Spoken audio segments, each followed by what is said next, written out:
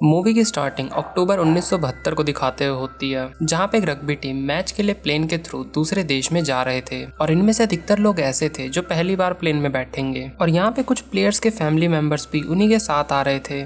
और यहाँ पे अब जैसे ही प्लेन उड़ता है तो वो बर्फीले इलाकों में पहुंच जाता है, लेकिन अचानक से उनका प्लेन जोरों से हिलने लगा क्योंकि वहाँ अचानक से बर्फ का तूफान आ चुका था, जिसकी वजह से प्लेन का बैलेंस बिगड़ चुका था और वो तेजी से नीचे की तरफ जा रहा था। अब यहाँ पे पायलट्स ने प्लेन को कंट्रोल करने की कोशिश करी, लेकिन प्लेन उनके काबू में ही नहीं आ रहा था और अब प्लेन जाके एक चट्टान से टकरा जाता है, जिससे कि प्लेन दो हिस्सों में बट गया और अब उसका सामने वाला हिस्सा बर्फ में जाके गिर जाता है। और इस हादसे की वजह से मौके पर ही काफी ज्यादा लोग मारे जाते हैं। लेकिन इस हादसे के कुछ देर बाद जो लोग बच चुके थे वो बाकी बचे हुए लोगों को बाहर निकालने लगते हैं। अब दो लड़के कैबिन खोल के पायलट्स के पास जाते हैं, लेकिन यहाँ पे पायलट ने उन दो लड़कों के सामने अपना दम तोड़ दिया। अब देखते देखते वहाँ पे रात हो जाती है और टेम्परेचर भी तेजी से गिरने लगता है क्योंकि वहाँ पे ठंड से सभी का बुरा हाल हो रहा था। तो वहाँ पे पड़े सामान और लाशों से उस छेद को भरने लगते हैं जहाँ से हवा आ रही थी। और यहाँ पे सभी लोग इस हादसे की वजह से काफी ज्यादा सदमे में थे और दुखी थे। अब अगले दिन जब सब लोग उठते हैं तो वो देखते हैं कि ठंड की वजह से कुछ लोग तो वहीं मर चुके हैं और अब सुबह के समय तूफान थम चुका था। तो सभी लोग बाहर आ जाते हैं, लेकिन दूर दूर तक देखने पे सिर्फ उन्हें बर्फ ही दिखाई दे रही होती है। अब यहाँ पे वो सभी फैसला करते हैं कि जब तक मदद नहीं आ जाती तब तक हमें जिंदा रहने के लिए खुद ही कुछ जुगाड़ करना पड़ेगा। इसीलिए उन्होंने सभी बैग्स में से खाने पीने का सामान इकट्ठा किया और फिर अपना सारा काम खत्म करने के बाद वो एक जगह पे बैठ जाते हैं और फिर सभी में खाना बांटते हैं। लेकिन यहाँ सभी लोग ये बात सोच के काफी ज्यादा परेशान होते हैं कि हमारे पास बहुत थोड़ा सा ही खाना है और ना जाने कब तक हम इस खाने को चला पाएंगे। लेकिन अचानक वहाँ से एक प्लेन गुजरने लगता है, जिससे कि इन सभी लोगों में एक उम्मीद उठी। अब वो लोग यहाँ पे जोर जोर से चिल्लाने लगते हैं ताकि वो उस प्लेन का ध्यान अपनी ओर आकर्षित कर सकें, लेकिन इसका कोई भी फायदा नहीं था क्योंकि प्लेन इनसे काफी ज्यादा दूर था और वो प्लेन इन पे ध्यान दिए बिना ही वहाँ से चला गया।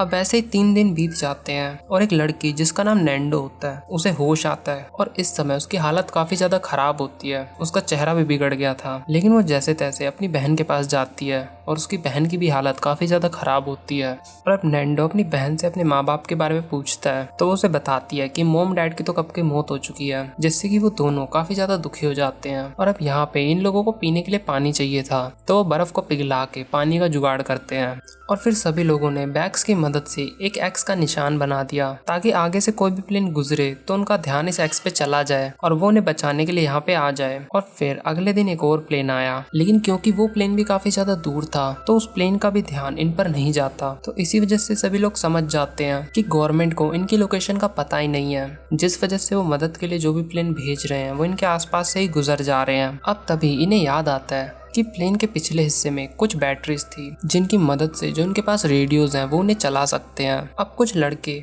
चट्टान के ऊपर की तरफ जाते हैं और देखते हैं कि प्लेन का पिछला हिस्सा तो यहाँ से दिखाई ही नहीं दे रहा। अब ये लोग बाकी बचे लोगों के पास वापस लौट आते हैं। अब इसी तरह एक हफ्ता बीत जाता है और इनके पास जो खाना मौजूद था वो भी खत्म हो चुका था और एक तो इलाका भी ऐसा था जहाँ पे कोई जानवर भी मौजूद नहीं थे और ना ही कोई पेड़ पौधा जिसे खा के ये अपने खाने का जुगाड़ कर सकें। और यहाँ पे अब कुछ लोग भूख की वजह से पत्थरों पे लगी हुई काई खा रहे थे, जिनका टेस्ट काफी ज्यादा खराब होता है। अब यहाँ पे भूख से तंग होकर नैंडो ये कहता है कि अगर मुझे भूख की वजह से लाशों का मांस भी खाना पड़े तो मैं वो भी खा जाऊंगा। अब उसकी इस बात पे कुछ लोग राजी भी हो जाते हैं, लेकिन वहीं पे कुछ लोग इस बात से एग्री नहीं कर रहे थे। तो यहाँ पे उन दोनों पक्षों की बहस हो जाती है। अब यहाँ पे टाइम के साथ साथ उनकी भूख इतनी बढ़ जाती है कि वो जूतों के लेसेस और सिगरेट ये सब खाने लगते हैं। और अगली सुबह नैंडो देखता है कि उसकी बहन ने भी दम तोड़ दिया है, जिसे देखकर वो काफी ज्यादा दुखी था क्योंकि मॉम डैड के बाद परिवार के नाम पे उसके पास सिर्फ उसकी बहन ही थी। अब ये देख के एक लड़का काफी ज्यादा दुखी हो जाता है और फिर वो अपने मॉम डैड के लिए एक खत लिखता है। ऐसे अब इन लोगों को टोटल 21 दिन बीत जाते हैं और अब यहाँ से भूख की वजह से बहुत से लोग पागल होते जा रहे थे और अब कुछ लोगों ने उन्हें लाशें खाने के लिए इजाजत दे दी और अब उन लोगों ने कांच की मदद से लाशों के मांस काट के खाने लग गए।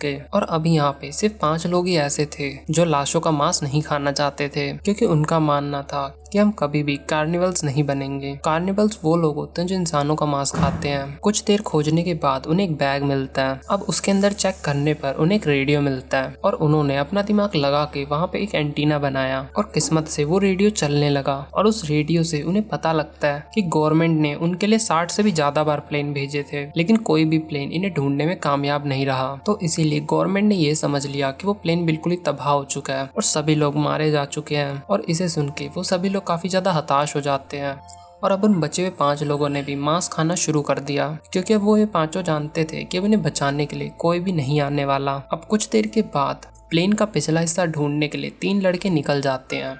कुछ दूर चलने के बाद उन्हें प्लेन के पिछले हिस्से का मलबा मिला। अब यहाँ पे कुछ ही देर बाद रात हो जाती है। वो लोग सोने का तो ट्राई करते हैं, लेकिन इस रात भी बर्फ का तूफान आ चुका था। अब अगली सुबह ये सभी उठ तो जाते हैं, लेकिन बर्फ की वजह से इनकी हालत बहुत ही ज्यादा खराब थी। इनमें से एक को ढंग से चीजें नजर नहीं आ रही थी और बाकी दोनों काफी ज्यादा कमजोर हो चुके थे। और अभी ये तीनों स्लाइड करके वापस से अपने बेस की तरफ लौट आते हैं। अब यहाँ पे थोड़ी थोड़ी देर बाद तूफान भी आने लगते हैं, लेकिन ये सभी लोग इस समय प्लेन में बैठ के आपस में बातें कर रहे होते हैं ताकि ये लोग एक दूसरे का हौसला बढ़ा सकें। लेकिन इन्हीं बातों के दौरान वहाँ पे बर्फ का एक जोरदार तूफान आ गया, जिसकी वजह से इनके प्लेन के अंदर बहुत सारी बर्फ भर जाती है। अब यहाँ पे बचे हुए लोग बाकी लोगों को बर्फ से निकालने लगते हैं, लेकिन बदकिस्मती से एक लड़की जो बर्फ के काफी अंदर दबी हुई थी वो वहीं पे अपना दम तोड़ देती है। और तभी इन्हें कुछ आवाजें आने लगती हैं और फिर ये लोग समझ जाते हैं कि अभी बर्फ की एक और लहर आने वाली है और इस बार की लहर में भी काफी ज्यादा लोग मारे जाते हैं। अब यहाँ पे एक लड़का जिसका नाम लूमा होता है, उसे काफी ज्यादा गुस्सा आ चुका था और फिर वो खिड़की पे लाते मारने लगता है, जिसकी वजह से कांच टूट के उसके पैरों में घुस जाता है। लेकिन फिर भी वो रुका नहीं। फिर कुछ दिनों बाद उन्होंने वहाँ पे एक छेद बना लिया, जिससे निकल के वो बर्फ के बाहर आ गए। अब वो इस बात से खुश तो थे कि चलो शुक्र है हम इस चीज से निकल तो गए। अब नूमा अपने पैरों की तरफ देखता है, जहाँ पे उसे कांच की वजह से चोटें आई थी वहाँ पे उसे दर्द नहीं हो रहा, क्योंकि बर्फ की वजह से उसका पैर सुन्न पड़ चुका था। अब टाइम के साथ साथ ये लोग प्लेन की बर्फ को हटाने लगते हैं और यहाँ पे ये लोग एक बार फिर से मदद के लिए कुछ लोगों को भेजने का फैसला करते हैं। और यहाँ पे पहले जो लोग गए थे उनकी हालत अभी भी काफी ज्यादा खराब होती है। और अब यहाँ पे तभी एक लड़के को सांस लेने में दिक्कत हो जाती है और फिर कुछ लड़के उसे CPR देने लगते हैं, लेकिन इससे कुछ भी फर्क नहीं पड़ता और थोड़ी ही देर बाद उसकी भी मौत हो जाती है। और जो लेटर उसने अपने मम्मी पापा के लिए लिखा था उसे भी उन लोगों ने संभाल के रख दिया। अब 36वें दिन जैसे ही मौसम खुला, लूमा और उसके दोस्त ढेर सारे कपड़े पहन के मदद के लिए वहाँ से निकल जाते हैं, लेकिन बीच रास्ते में लूमा गिर जाता है क्योंकि उसके पैरों में बहुत ज्यादा दर्द होने लगी थी। और अब जब उसके दोस्त ने उसका जख्म देखा तो उसका जख्म काफी ज्यादा गहरा हो चुका था, इसीलिए उन्होंने लूमा को वापस ले जाने का फैसला किया। लेकिन लूमा ने उन्हें मना कर दिया और कहा कि तुम लोग आगे बढ़ो, मैं खुद से प्लेन के पास चला जाऊंगा। अब वो जैसे तैसे प्लेन के पास पहुंच तो गया, लेकिन उसकी हालत इतनी ज्यादा खराब थी कि वो आते ही बेहोश हो जाता है। और दूसरी तरफ जो लोग मदद के लिए जा रहे थे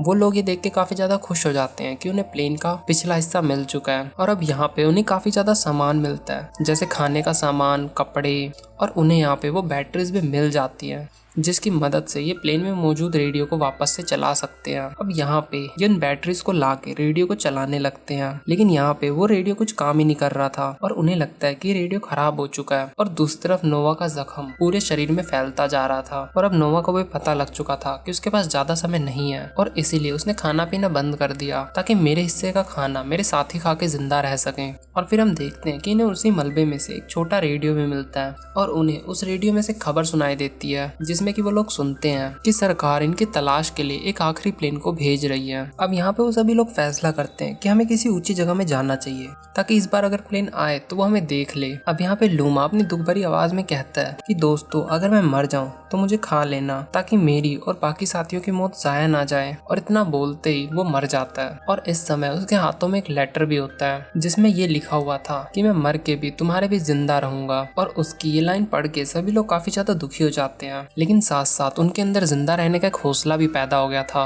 अब इनके कुछ साथी मदद के लिए फिर से निकल जाते हैं और फिर वो लोग पहाड़ की चोटी पे पहुंच जाते हैं और वो लोग ये देख के काफी ज्यादा हैरान होते हैं कि अभी तो बहुत ज्यादा सफर करना बाकी है। अब यहाँ पे उनके मन में एक ख्याल भी आता है कि क्या हमें उल्टा चला जाना चाहिए, लेकिन यहाँ पे ये लोग अपनी हिम्मत नहीं हारते और आगे बढ़ते हैं और किस्मत से इन्हें यहाँ पे पीने लायक पानी भी मिल जाता है। और तभी इन्हें कुछ दूरी पे एक आदमी दिखाई दिया जो कि घोड़े पे बैठा हुआ था। अब वो लोग खुशी से चिल्लाने लगते हैं, लेकिन उस आदमी को इनकी आवाजें सुनाई नहीं दे रही थी। और फिर वो आदमी एक पत्थर के थ्रू इनकी तरफ फेंकता है, जिसमें वो लोग अपनी पूरी कहानी लिख देते हैं इसमें। और जैसे ही उस आदमी ने इस लेटर को आधा पढ़ा तो वो उसे लेके शहर के एक बड़े ऑफिसर को दे देता है और फिर इस खबर को एयरफोर्स की एक रेस्क्यू टीम को बता दिया जाता है ताकि उनकी मदद के लिए लोगों को भेजा जा सके। और तभी वो घोड़े वाला आदमी उन लोगों के पास आता है और उन्हें अपने घर लेके जाता है और वहाँ पे उन्हें वो बहुत सारा खाना खिलाता है। और कुछ देर बाद ही वो इलाका रिपोर्टर से भर जाता है। और अब कुछ देर बाद ही जो साथी अभी भी प्लेन में फंसे हुए थे वो लोग रेडियो के थ्रू ये सुन लेते हैं कि उनके दोस्त शहर तक पहुंच चुके हैं